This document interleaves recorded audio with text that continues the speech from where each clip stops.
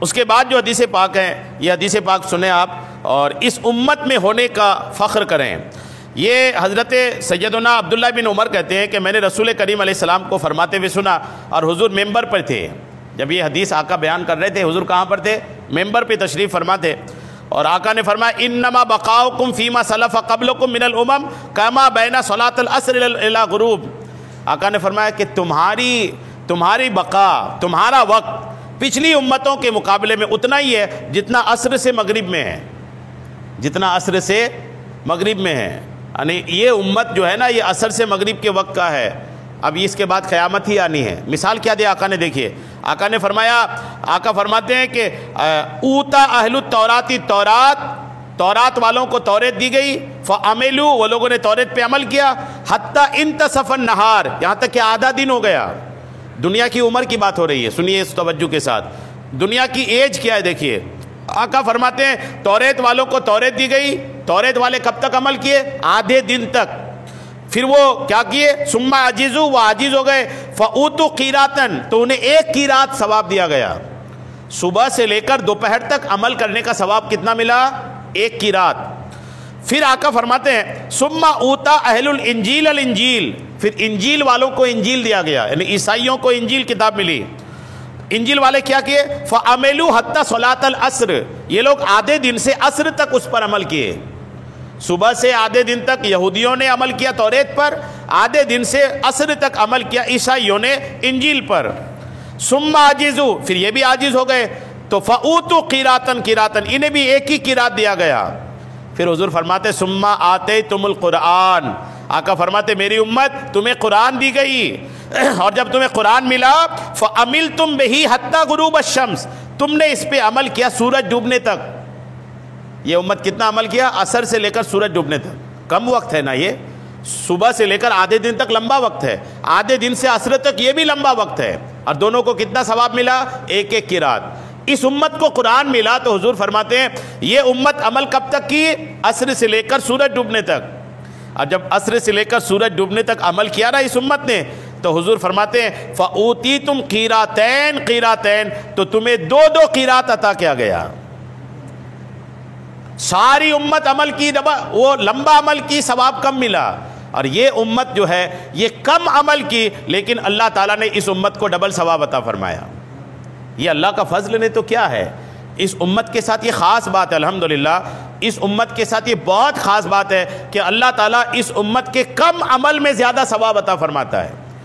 یہودیوں نے آدھا دن عمل کیا، ایک قیرات ملا، عیسائیوں نے بھی آدھے دن سے عصر تک عمل کیا، ایک قیرات ملا، اور یہ امت عمل کی عصر سے مغرب تک تو انہیں دو قیرات ملا۔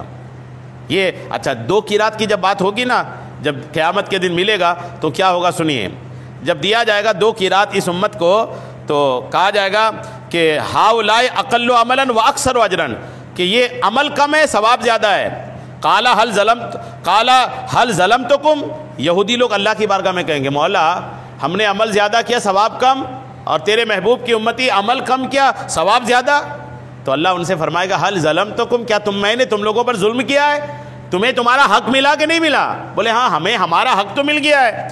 تو وہ جب کہیں گے ہمیں مل گیا ہے تو اللہ فرمائے گا ذالک فضلی اوتیہ من اشاء یہ میرا فضل ہے چاہے میں جس کو دے دوں، یہ میرا فضل ہے کہ میں ڈبل دے رہا ہوں میرے محبوب کی امتی کو، ورنہ میں نے کسی کے ساتھ ناانصافی نہیں کیا ہے۔ واقعی میں اللہ تعالیٰ نے کسی کے ساتھ ناانصافی نہیں کیا۔ اللہ تعالیٰ اس امت کے کم عمل پر جو زیادہ ثواب دے گا نا، زیادہ ثواب کم عمل پر، یہ اپنے آپ میں ایک الحمدللہ اللہ کا بہت بڑا فضل ہے، اور اللہ کا جتنا شکر ادا کرے کم ہے کہ اللہ نے اپنے محبوب کی امتی میں پیدا کیا۔ صرف یہی بات نہیں کہ کم عمل میں زیادہ ثواب، اور سنیے کہ اللہ نے اس امت کو کیا کیا خاص چیزیں عطا فرمائی۔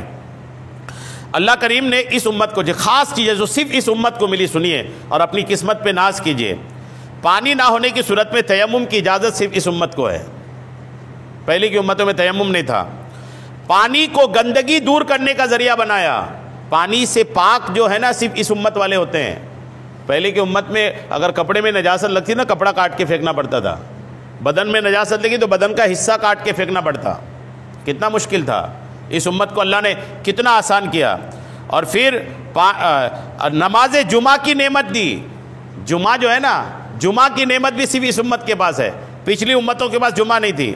نماز جماعت کے اعزاز سے بھی نوازا، جماعت کے ساتھ نماز بھی پچھلی امتوں میں نہیں تھی۔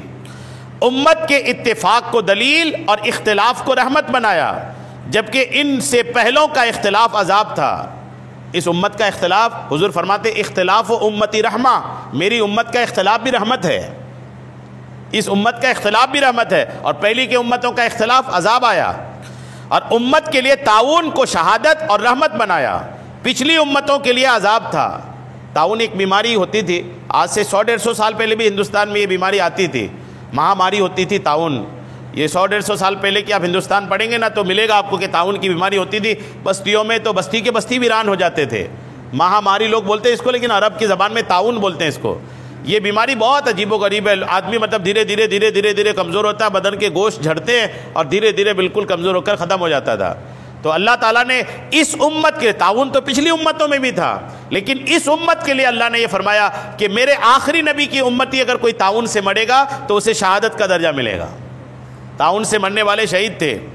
اور دعا کو مرتبہ قبولیت سے نوازا، اس امت کی دعا قبول جو ہوتی ہے یہ بھی خصوصیت ہے۔ اور وضو کو گناہ بخشنے کا ذریعہ بنایا، اسی امت کے ساتھ وضو بنائے تو جو حصہ دھوئیں اس حصے کا گناہ جھڑ جائے۔ تسبیح کرنے والے امتی جب پہاڑ اور درختوں کے پاس سے گزرتے ہیں تو یہ چیزیں ایک دوسرے کو مبارکباد دیتی ہیں۔ جب کوئی مسلمان تسبیح کرتا ہوا پہاڑ کے پاس سے گزرتا ہے نا تو وہ چیزیں آپس میں، وہ جو پہاڑ ایک دوسرے کو مبارکباد دیتی ہیں۔ اور امت محمدیہ کے اعمال اور روحوں کے لیے آسمان کے دروازے کھول دیے جاتے ہیں اور فرشتے انہیں مبارکباد دیتے ہیں۔ اور اس امت میں قطب، اوتاد اور نجبا اور ابدال اولیاء کرام ہوتے ہیں، یہ بھی اس امت کی خاصیت ہے۔ امام حسن فرماتے ہیں اگر ابدال نہ ہوتے تو زمین اپنے خزانوں سمیت دھنس جاتی، اگر نیک لوگ نہ ہوتے تو زمین میں فساد ہوتا، اور اگر علماء نہ ہوتے تو لوگ جانوروں کی طرح ہوتے۔ حضرت امام حسن کا قول ہے۔ اور کون سی چیز خاص ہے؟ آسمان کے فرشتے امت کی اذان اور تلبیہ سنتے ہیں۔ کیا بات ہے! امت جب اذان پکارتی ہے اور حاجی لوگ جب تلبیہ پڑھتے ہیں تو اذان کی آواز اور تلبیہ کی آواز آسمان کے فرشتوں تک پہنچتی ہے۔ کیا کیا بیل لگائیں گے؟ مائک بند بھی ہو نا، ٹھیک ہے مائک بند ہو جائے، اللہ تعالیٰ آواز پہنچانے والا ہے۔ آپ سنیں، یہ روایت سنیں کہ جب زمین پر اذان ہوتی ہے تو اذان کی آواز اللہ کے فرشتوں تک پہنچتی ہے۔ حاجی حج و عمرہ کے دوران جو تلبیہ پڑھتے، لبیک اللہم لبیک جو پڑھتے ہیں، اس کی آواز فرشتوں تک پہنچتی ہے۔ یہ بھی خاصیت الحمدللہ۔ امت میں کوئی ایک بھی ایسا نہیں ہے جسے رحمت سے نوازا نہ جائے۔ حضور کی امت کا ہر بندہ رحمت سے حصہ پائے گا۔ اور یہ امت جب جہاد کرتی ہے تو فرشتے بھی مدد کے لیے حاضر ہوتے ہیں۔ اس امت کو قرآن میں اے ایمان والو کہہ کر پکارا گیا ہے، جبکہ پچھلی امتوں کو ان کی کتابوں میں اے مسکینوں کہہ کر پکارا گیا تھا۔ الحمدللہ، اے ایمان والو، یا ایھا الذین آمنوا، آپ جب قرآن پڑھتے ہیں تو ملتا ہے نا یا ایھا الذین آمنوا، یا ایھا الذین آمنوا، بہت ساری جگہوں میں ہے۔ تو یا ایھا الذین آمنوا مطلب اے ایمان والو۔ اب غور کریں، اللہ پکار رہا ہے اے ایمان والو، الحمدللہ، مزہ آ جائے نا، اے ایمان والو، اللہ پکارے تو مزہ آتا ہے نا۔ جیسے کوئی بندہ کلیکٹر بن کے آیا، دنیا ان کو کلیکٹر کہہ دے اتنا مزہ نہیں، لیکن باپ اگر بولے بیٹا کلیکٹر صاحب بیٹھو، تو بیٹا تو اس وقت پھولے گا نا، میرا باپ مجھے بول رہا ہے کلیکٹر۔ نہیں، وہ ایک لطف آتا ہے جب کوئی اپنا بڑا اپنے آپ کو عہدے دے کے بلاتا ہے نا تو بڑا ایک لطف آتا ہے۔ یہ عہدے دار ہی سمجھ سکتا ہے اس کی کیفیت کیا ہے۔ تب غور کریں، ایمان والوں کو خدا پکارے اے ایمان والو، تو یہ لذت نہیں تو کیا ہے۔ اور سجدوں کا اثر ان کے چہرے سے نمایاں ہوگا، یہ بھی اس امت کی خاصیت ہے کہ جب سجدہ کرتے ہیں نا، یہ سجدے کا اثر قیامت کے دن چمکے گا۔ اور یہ امت پل صراط سے جلد گزرنے کا موقع بھی پائے گی۔ نیک لوگ گنہگاروں کی شفاعت کر سکیں گے، یہ بھی اسی امت کے ساتھ ہے۔ پچھلی امت کے نیک لوگ شفاعت نہیں کریں گے، صرف نبی شفاعت کریں گے۔ اس امت کے نبی بھی شفاعت کریں گے اور نیک لوگوں کو بھی شفاعت کا موقع ملے گا۔ اللہ پاک اس امت کے جن لوگوں کو دنیا میں ان کے کیے کی سزا دے گا تو وہ قیامت کے دن ان گناہوں سے پاک ہو کر آئیں گے۔ جیسے دنیا میں اسلامی حکومت جب تھی تو سزائیں دی جاتی تھی نا، تو جب سزا کسی کو دے دی گئی کسی گناہ کا تو آخرت میں پھر اس کا عذاب نہیں ہے۔ اس امت کے 70,000 لوگ بغیر حساب کتاب جنت میں داخل ہوں گے، 70,000، اور کتابوں میں کہ ہر 70,000 کے ساتھ 70,000 ہوں گے۔